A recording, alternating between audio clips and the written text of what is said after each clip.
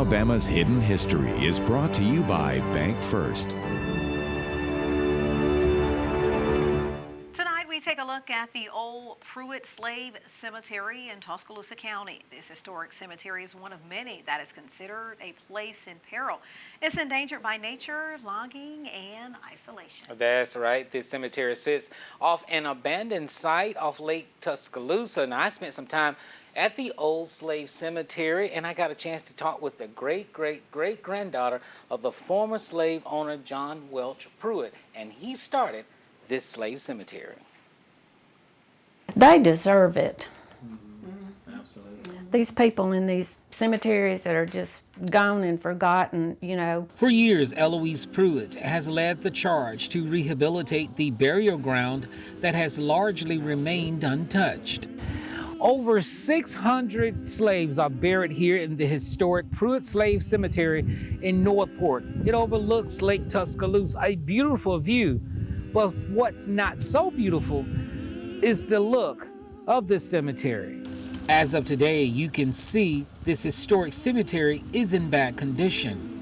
During the 1820s, slave owner John Welch Prewitt established the 2-acre burial ground on his 6,000-acre estate.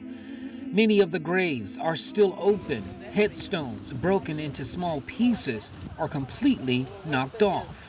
Eloise Prewitt and I have a connection to the Prewitt Slave Cemetery. She is the great-great-great-granddaughter of slave owner John Welch Prewitt. If that bloodline is really, really deep and we're related, we're both at our grandfather's grave here. That's right. Eloise learned about the family connection to John Welch Prewitt from her father. And I, Jabaree Prewitt, have ancestors who are buried at the slave cemetery. How does that feel, you know, that people, that we've come so far from where we used to be? You know, how does that feel? Oh, it feels good. And when I started the cleanup at the cemetery, I met so many people from Holly Springs, Pole Bridge, all in that area, you know. And we just really connected and became friends. The word mulatto came from slavery.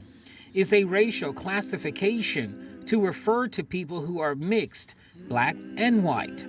Now, as Eloise Prewitt tells us, John Welch Prewitt fathered a number of children with this slave. I'm looking at a white woman right here that I can lovingly say, this is my cousin. You know, we may not be, but we could be, and it's exciting to me. When you hear that you got 2 black people in your home that are calling you cousin and we're loving, how does that feel? Well, it feels great. Willie Prewitt and I at the cemetery, you know, when we used to talk and everything, you know, and we said, you know, I said, boy, it'd be something, we need to do a DNA. Just across Lake Tuscaloosa sits the Prewitt-Hagler Cemetery. It's the final resting place for slave owner John Welch Prewitt. I just think it's really amazing that I'm looking at, first of all, a slave owner. Like me, Patricia Kemp is also a descendant of the Prewitt Slave Cemetery. My great-grandfather and my great-grandmother are both buried there, okay? And they also have, I also have records of their codes, because their codes put into the records on anyone that's buried in the cemetery. Patricia and Eloise have a very close bond. For years, they have treated each other like family. There's hope they may actually be related. And now, there are 3 Prewitts in the room. If you're white and you're Prewitt, I hate to tell you, but you might be related to me.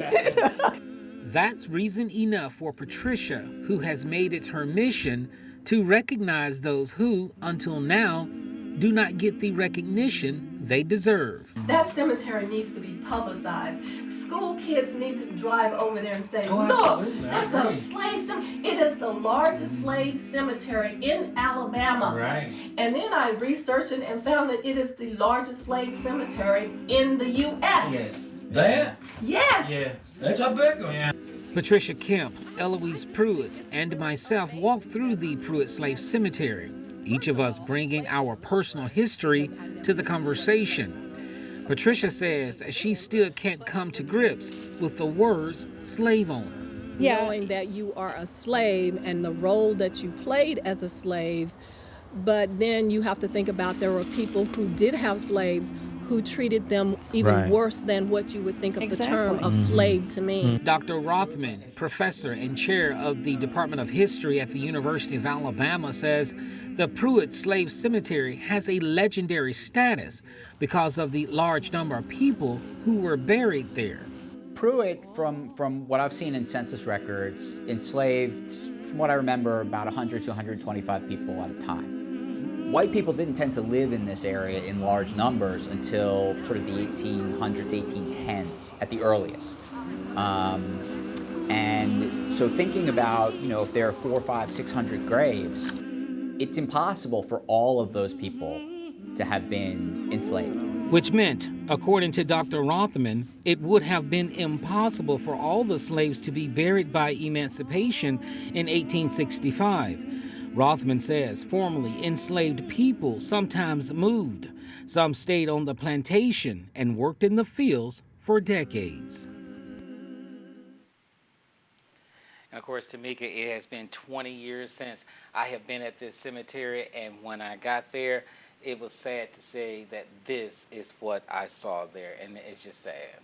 Now, Jabaree, what is it going to take to get this cemetery back to its glory? Well, right now, the station, of course, we are talking to a number of organizations and trying to get them to look at the cemetery, to bring some sort of funding to kind of get it back to its glory. And, of course, Congresswoman Terry Sewell, we will be doing an interview with her soon. She's backing a bill that is preserving locations like this, places of perils, and of course the Prewitt Slave Cemetery fits into that. Great story, Jabaree. What was it like walking through this cemetery? I never knew it existed.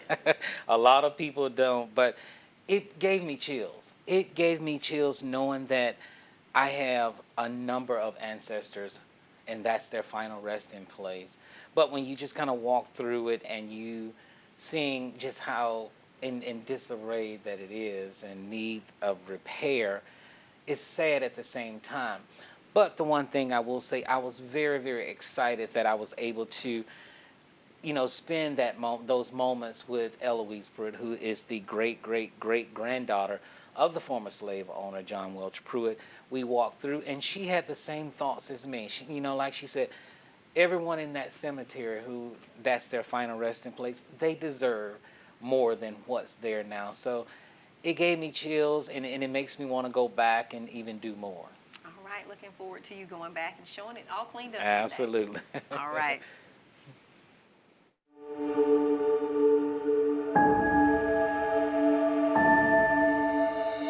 Alabama's Hidden History is brought to you by Bank First.